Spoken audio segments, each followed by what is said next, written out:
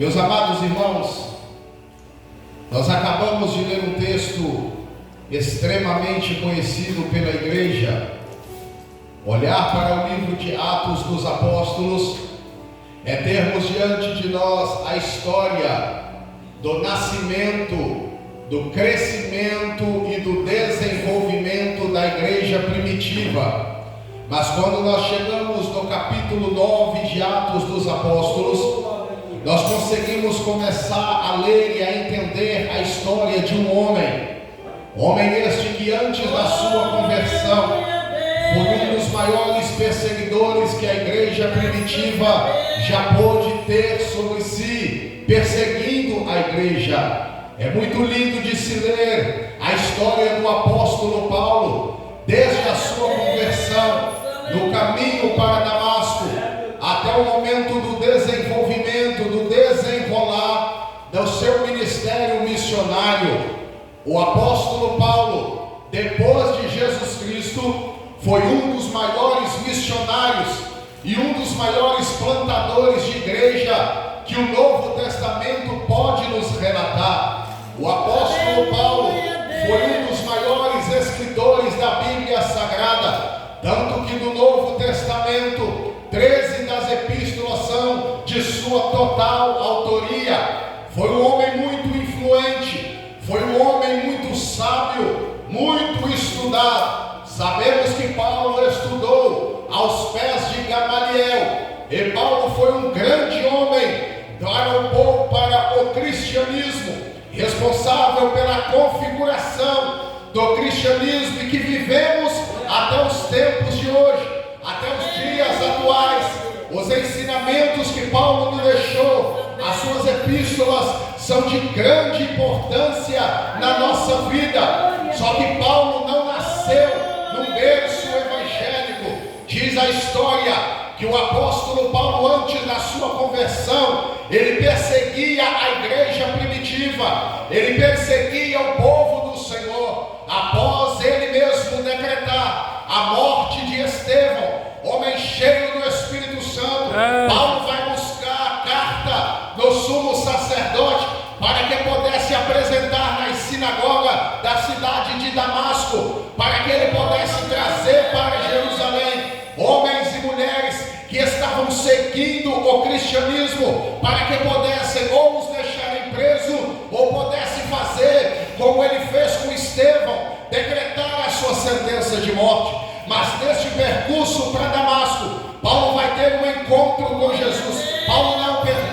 Neste tempo seu nome ainda era Saulo. Saulo vai ter um encontro com Jesus. E todo homem que tem um encontro face a face com Jesus Cristo, a sua vida é transformada. Paulo ele iria entender que perseguindo a igreja, ele não perseguiria diretamente o povo aqui da terra, mas ele perseguindo a igreja, havia alguém lá no céu que estava sentindo as dores da igreja. Quando no meio do dia uma luz mais forte que o sol vai encobrir Paulo no meio do deserto, e Paulo vai cair com o rosto sobre a terra, e a voz vai bradar sobre Paulo e vai dizer: Saulo, Saulo, por que é que me persegue? Duro é para ti recalcitrar contra os aguilhões. Paulo ele diz: mas quem és tu que fala comigo, Senhor? Paulo logo entendeu quem estava falando com ele. Diz a Bíblia que Paulo vai ele vai passar alguns dias da sua vida cego, trancado na casa de um homem, a rua chamada direita. E quando Deus dá ordem a um certo rapaz que vai até onde Saulo está e ore pela vida daquele homem, diz a Bíblia que quando ele chega, Saulo está de joelho dobrado. Saulo já não comia, Saulo ele só orava e jejuava. E a conversão de Saulo vai trazer muitas dúvidas para a população que o cercava. A conversão de Saulo vai trazer dúvida para o povo em que cercava a vida deste homem. Só que com o passar do tempo, quando nós saímos do capítulo de número 9 e nós chegamos no versículo de número 13, nós percebemos que Saulo agora já tem o seu nome transformado e Deus agora o chama de Paulo. E Paulo, no capítulo de número 13, ele está dentro da cidade de Antioquia. E junto com Paulo estavam mais 5 homens. Entre esses homens estavam profetas e doutores da lei. E Paulo agora está no meio do povo. Percebam o cenário que Paulo saiu. Um cenário de perseguição, um cenário de matança. E Paulo agora está no meio dos profetas e no meio dos doutores. No capítulo 13, um curto período passa na vida de Paulo. E Paulo tem a sua vida transformada, porque ele teve um encontro verdadeiro com o Senhor. Glórias ao nome do Senhor. Ele teve um encontro verdadeiro com o Senhor. E como eu disse aos irmãos, todos aqueles que têm um encontro face a face com o nosso mestre, a sua vida é transformada. E Deus agora precisa dar continuidade ao ministério de Paulo. Paulo é chamado para o ministério do apostolado. E Paulo está no capítulo 13 dentro da igreja. E a voz do Espírito Santo brada sobre a terra. E disse: ide até Antioquia e separai-me Paulo e Barnabé para a obra que eu os tenho destinado. Diz a Bíblia que Paulo estava dentro da igreja. E Paulo, juntamente com os 5 outros profetas, Paulo estava jejuando e Paulo estava orando ao nome do Senhor. Entenda uma coisa: Deus não chama crente desocupado. Deus ele só vai chamar quem está se dedicando na obra dele. Para quem está se dedicando em jejum e em oração e em consagração ao nome do Senhor. Deus não conta com crente desocupado. Todos os homens da Bíblia que a qual recebeu o chamado de Deus eram homens que não ficavam simplesmente esquentando o banco aonde ele se assentava, mas eram homens que trabalhavam na obra do Senhor. E quando a voz brada na terra para que separasse Paulo e Barnabé para a obra que Deus o havia destinado, Paulo é enviado pela igreja de Antioquia e vai dar início ali a sua primeira viagem missionária. Paulo sai juntamente com Barnabé e junto com ele estava também João Marcos, que era primo de Barnabé, e também estava Lucas, a qual nos escreveu e biografou a vida de Jesus Cristo nos evangelhos da Bíblia Sagrada. Estava o apóstolo Paulo, estava Barnabé, estava João Marcos e estava o doutor Lucas. Essas pessoas saem para a primeira viagem missionária, e a primeira viagem do apóstolo Paulo foi somente para abrir igreja. Paulo ele sai junto com Barnabé, andando pela cidade, evangelizando em cada rua, em cada casa, passando em cada local, em cada ponto de oração, pregando a palavra do Senhor, falando acerca do reino de Deus, ganhando almas para o reino de Deus, abrindo igrejas no centro da cidade e consagrando os presbíteros para que pudesse expandir as boas novas, expandir o evangelho, levar a palavra para os centros mais rurais, mais distantes da cidade. A primeira viagem de Paulo e Barnabé foi uma viagem destinada a abrir igreja, a consagrar pessoa, a propagar o evangelho. Paulo termina a sua primeira viagem e retorna para a cidade de Antioquia. Em certa ocasião estava Paulo dentro de uma sinagoga e Paulo agora sente no seu coração, capítulo de número 15 nos revela essa história. Paulo ele vai sentir no seu coração o desejo de ir a fazer o mesmo percurso a qual ele fez durante a primeira viagem. Diz a Bíblia que Paulo vai chamar o seu companheiro de missão Barnabé e vai dizer: vamos voltar para as cidades a qual a gente já passou e vamos passar pelas igrejas a qual Deus nos instruiu a abrir, e vamos ver como estão aqueles crentes, os novos convertidos. Vamos ver como a igreja está se passando, pois era um momento de grande perseguição. A igreja estava sendo perseguida, o povo que não aceitava o verdadeiro evangelho estava perseguindo a igreja. E Paulo vai tomar consigo a Barnabé, Paulo vai tomar consigo seu primeiro companheiro de viagem, e eles agora vão sair para a viagem Mas diz a Bíblia que Barnabé vai olhar para o apóstolo Paulo e vai dizer: convenhamos que nós levamos conosco ao nosso irmão João Marcos para que ele nos acompanhe durante a segunda viagem missionária. Só que Paulo vai olhar para Barnabé e vai dizer: eu não vou levar esse homem conosco, porque ele nos abandonou na primeira viagem. No meio da viagem ele nos deixou de lado e nós terminamos a primeira viagem sozinho, e agora convenhamos que eu não levo esse homem comigo. E quando Paulo vai discordar da opinião de Barnabé, diz a Bíblia que uma desavença, versículo de número 13, do versículo 39 do capítulo de número 15, vai dizer que tal contenda houve entre os homens de Deus. Uma discussão vai acontecer entre Paulo e Barnabé, uma desavença vai acontecer, uma divergência vai surgir. Só que quando eu leio a Bíblia Sagrada, eu gosto de me inserir dentro da história.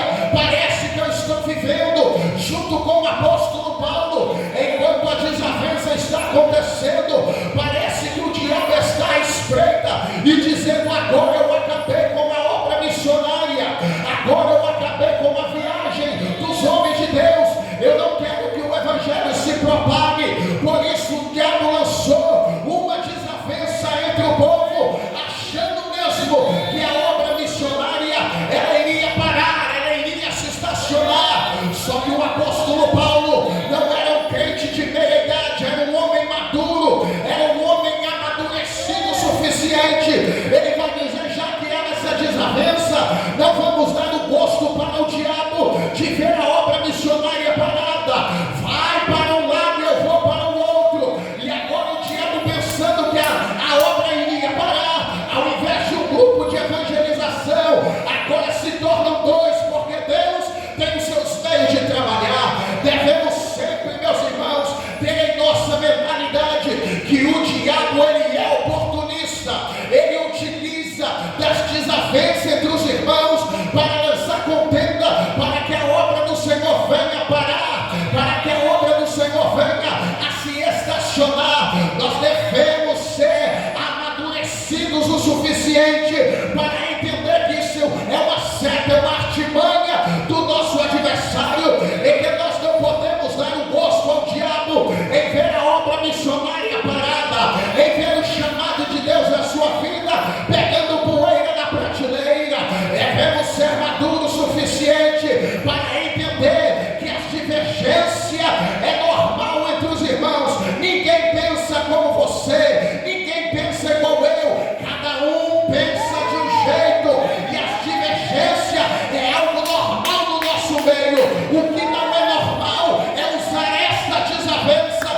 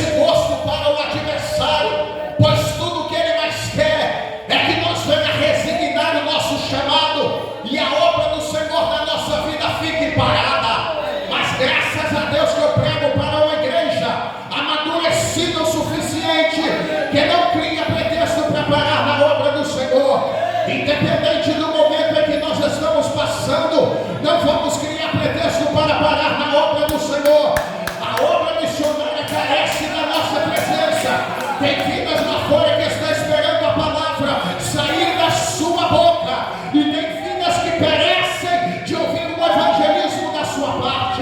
Não dê esse gosto para o adversário. Se há uma desavença entre você e o seu irmão, entregue na mão do Senhor, porque Deus tem os seus meios de trabalhar, mas a obra do Senhor, ela não vai parar por causa de discussão na casa do Senhor.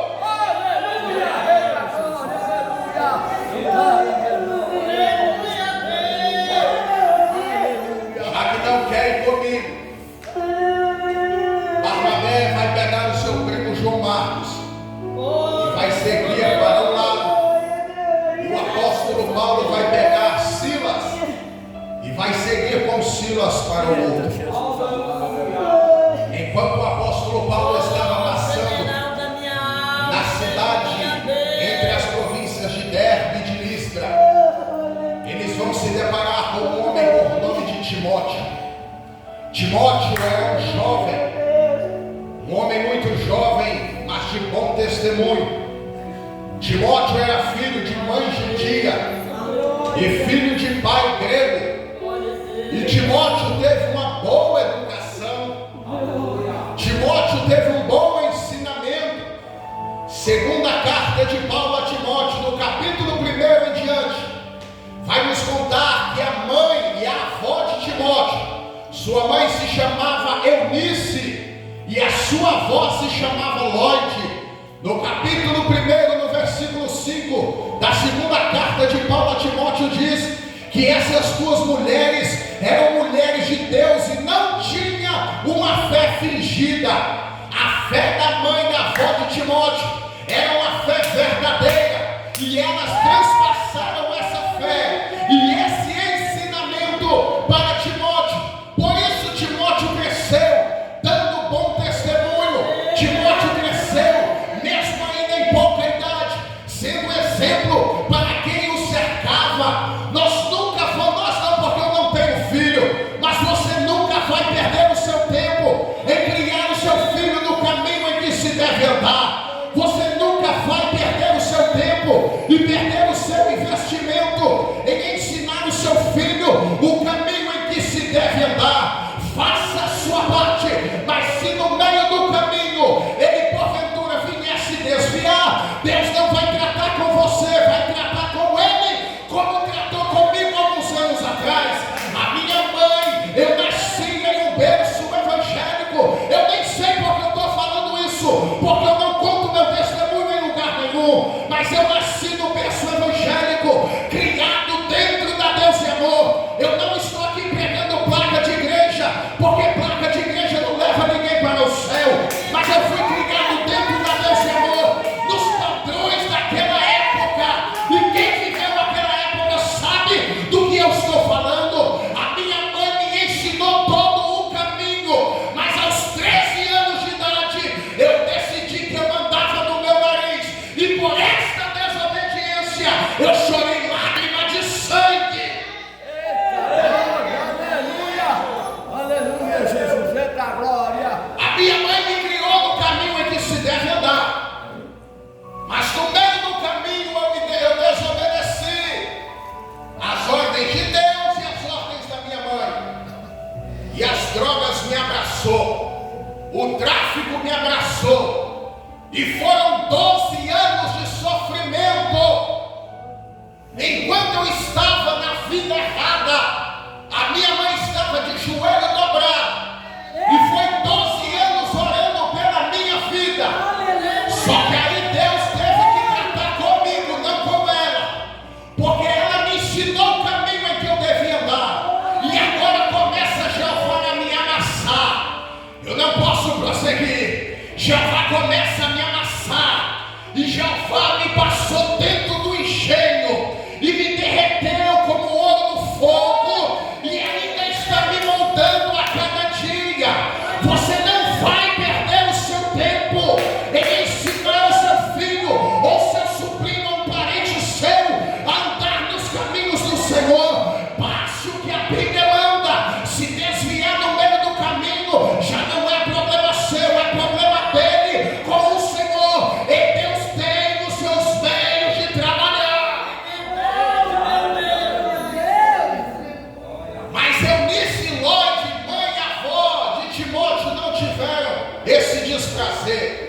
Timóteo cresceu no lar evangélico. Timóteo cresceu recebendo os melhores ensinamentos.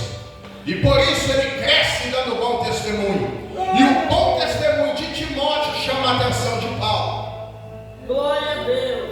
Paulo decide levar Timóteo na sua segunda viagem missionária. Ele vai circuncidar Timóteo e vai levar Timóteo consigo. Eita, que maravilha. A primeira viagem acontece e a surpresa de Paulo é iminente. Paulo ele estava indo para ver como os crentes novos convertidos estavam se comportando. E diz a Bíblia que quanto mais o povo crescia na fé, a igreja também se fortalecia. A igreja era fortalecida por intermédio da fé. A igreja priorizava a oração, consagração. A igreja priorizava as coisas do Senhor. Por isso que a igreja crescia. Por isso que a igreja se fortalecia. Igreja que não ora, não cresce, não se desenvolve. Igreja que não paga preço, ela não sai do degrau em que ela está. Ela não consegue, Ezequiel 47, ela não consegue sair do raso. Ela só fica com água no tornozelo. Mas igreja que prioriza a oração, ela desce com água até se imergir debaixo dela. Igreja que ora tem crescimento. Crente que ora tem crescimento, tem desenvolvimento. Crente que não ora tem tudo para ficar na mesmice. E a surpresa de Paulo é essa: a igreja estava fortalecida. Isso vai alegrar o coração do apóstolo. Em certo momento, Paulo ele está andando. E Paulo quase vai fazer como Jonas. Paulo tenta desviar a rota. E o Senhor pega Paulo e coloca Paulo na direção correta mais uma vez. E vem uma visão para Paulo de madrugada. Um varão macedônico de branco vai aparecer para o apóstolo Paulo. Ele vai dizer a ele: atravesse a Macedônia e ajude-nos. Passe a Macedônia e nos ajude naquele lugar. Paulo entendeu que era a voz do Senhor falando com ele naquela visão. E Paulo logo vai atravessar a Macedônia. Ele vai chegar na primeira cidade da Macedônia, por nome de Filipos. E o primeiro local que Paulo vai é para a beira do rio, porque ele achou que ali era um local de oração. Sabe por quê? Na porta da entrada da cidade de Filipos havia uma placa de todo tamanho, proibindo qualquer pregação de uma religião não reconhecida pela cidade. Não era qualquer um que pregava naquele local. Não era qualquer palavra que podia ser pregada. Não era qualquer evangelho que podia ser anunciado. Não era qualquer pessoa que passava pelas portas da cidade. Só que o apóstolo Paulo, ele tinha um comprometimento com a palavra do Senhor. E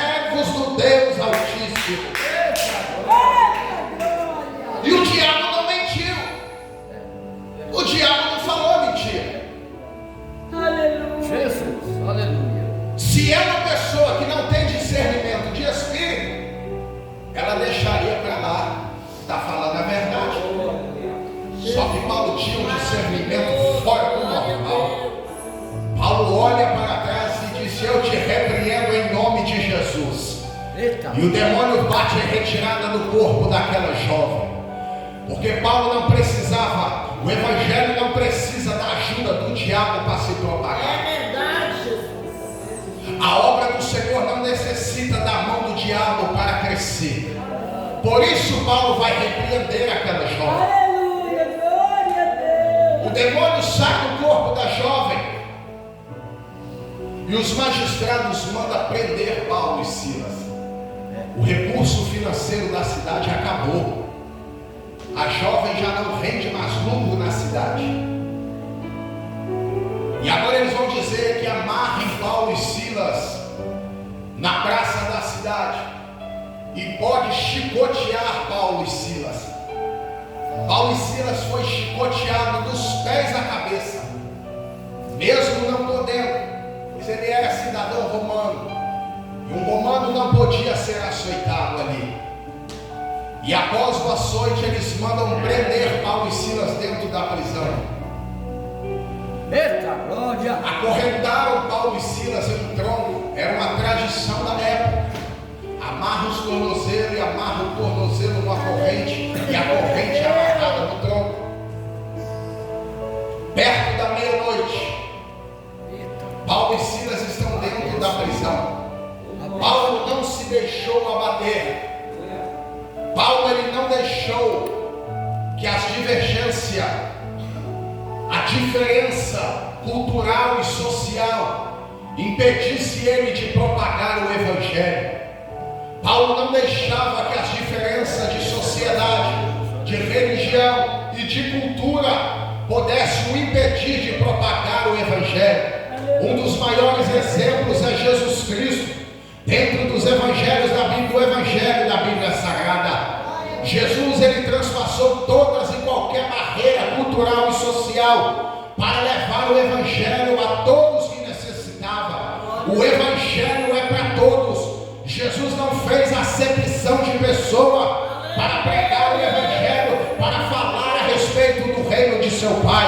O maior exemplo disso é quando Jesus conversa com uma mulher samaritana. Jesus ele tem um diálogo de poucos minutos com aquela mulher. Um impedimento cultural e social estava aí, e Jesus ele precisou quebrar este paradigma social. Jesus precisou quebrar para provar que o evangelho é para todos. O evangelho aceita todos, mas não aceita tudo.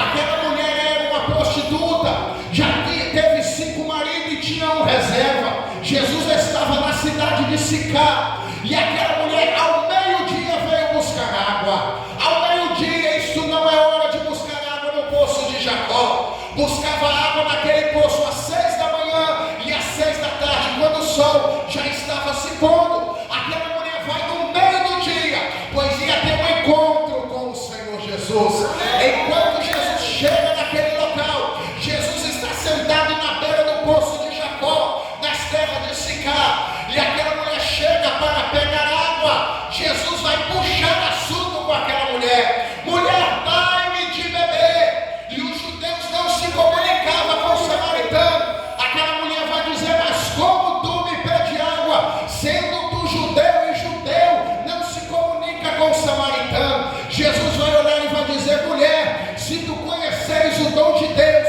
e com quem você está falando, você lhe pediria água e ele te daria água que jorra para a vida eterna. Aleluia, Jesus. Jesus tinha mandado os discípulos ir comprar alimentos, porque eu não vou entrar nesse lado, porque eu estou saindo do tema. Mas tem coisa, irmãos, que crente desestruturado não pode ficar perto. Crente que não é amadurecido, ele não pode ficar perto, ele se escandaliza com qualquer coisa. Já imaginou Pedro do lado de Jesus, vendo Jesus conversando com uma mulher prostituta, pastor? Já pensou o que não ia dar? Por isso o povo vai comprar comida fora da cidade. Crente desestruturado não pode ficar perto de certas coisas. Então o evangelho é para todos, e é esse evangelho que Paulo está pregando. Ele entra numa cidade,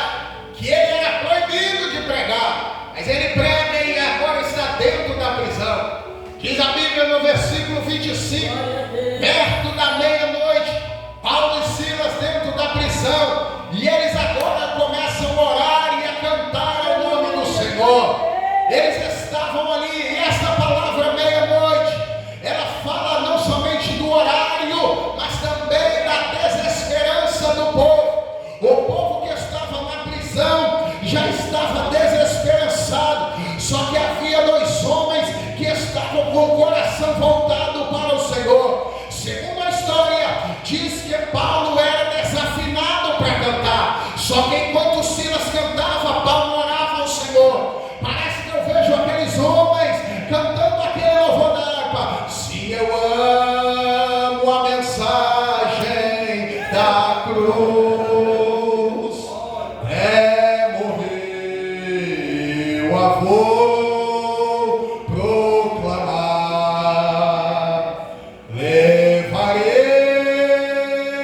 eu também minha cruz, por uma coroa trocar. Diz a Bíblia que enquanto eles estavam orando e cantando ao Senhor, perto da meia-noite, e de repente sobreveio um terremoto. Esse de repente aparece algumas vezes na Bíblia Sagrada, e toda vez que o de repente aparece, é porque tem alguém que está de joelho dobrado orando ao Senhor. Livro de Atos dos Apóstolos, capítulo de número 2, havia 120 pessoas no cenáculo, orando ao Senhor, esperando o cumprimento da promessa. Diz a Bíblia que de repente sobreveio do céu um som de um barulho forte, veemente, impetuoso, e encheu toda a casa. E agora em Atos capítulo 16 e versículo 26, o de repente aparece mais uma vez, só que aparece enquanto tinha alguém de oração, tinha alguém orando ao nome do Senhor. Diz a Bíblia que de repente um terremoto brada sobre a terra e quebra as correntes, e as prisões de todos se soltam, mas ninguém sai do lugar, Aleluia. porque havia mais uma conversão. O Evangelho é para todos. Ganhou Lídia, ganhou a jovem, e agora vinha o carcereiro. Eita glória, aleluia. Por isso que eles não saíram. Quando o carcereiro chega que vê as portas abertas, ele já pega a espada para se matar, porque os presos estavam na sua responsabilidade. E qualquer preso que fugisse, o carcereiro era morto no centro da cidade. E Paulo disse: ei, não faça tal coisa. Eita. E ele, sem acreditar, vai dizer: o que eu faço? Paulo vai dizer: crê e será salvo, tu e a tua casa. Aleluia! Eita glória. Aleluia! Os romanos acharam que iriam calar a boca de Paulo e Silas, mas nada é capaz de calar um verdadeiro adorador, meus irmãos. Nada é capaz de fechar a boca quem tem compromisso de verdade com o Senhor. Independente do momento em que você está atravessando, não para a sua adoração para com Deus, porque você mesmo no momento de dor, você adorando a Deus, você está servindo de exemplo para alguém que está ao seu redor, para vir também para os caminhos do Senhor. Aleluia! Glória a Deus! Talvez no momento em que você está adorando ao Senhor, você pode ganhar alguém de dentro da tua casa. Amém, meus irmãos? Amém! Se coloca de pé em nome de Jesus, eu quero orar pela sua vida. Aleluia, Jesus! Gosto muito de ser fiel com o tempo. Amém. Isso é uma educação do meu ministério. A pastora sempre bate na mesma tecla. Pastor Antônio Marco vai conhecer amanhã. Respeita o horário de tempo de trabalho da igreja dos outros. Você não é pastor de lá? Fecha os teus olhos, curva a tua cabeça. Eu quero orar pela tua vida nesta noite. Amém! Glória a Deus! Coloque a mão sobre o teu coração. Aquele que habita no esconderijo do Altíssimo, a sombra do Onipotente descansará. Direi do Senhor, Ele é o meu Deus, o meu refúgio, a minha fortaleza, e nele eu confiarei.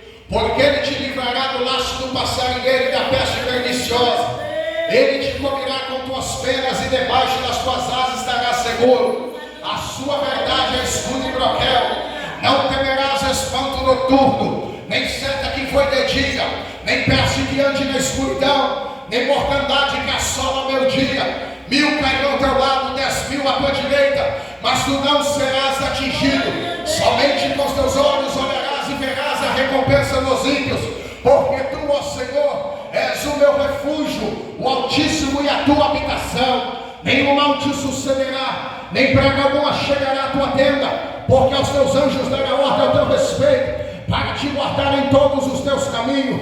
Eles te sustentarão nas tuas mãos, para que não tropece com o teu pé em pedra. Pisarás o leão e o áspide, calcarás aos pés do filho do leão e a serpente, pois que tão encarecidamente me amou. Também eu louvarei, pô-lo-ei no alto retiro, porque conheceu meu nome. Ele me invocará e eu lhe responderei. Estarei com ele na angústia, livrá-lo-ei e o glorificarei. Dar-lhe-ei abundância de dias, ele mostrarei a minha salvação. O Senhor é meu pastor e nada me faltará. Deitar-me fazem verde espaço, guia-me mansamente às águas tranquilas, refrigera minha alma, guia-me pela vereda da justiça por amor do teu nome. Ainda que eu andasse pelo vale da sombra da morte, eu não temeria mal algum, porque tu estás comigo. A tua vara e o teu cajado me consola. Prepares uma mesa perante mim, na presença dos meus inimigos.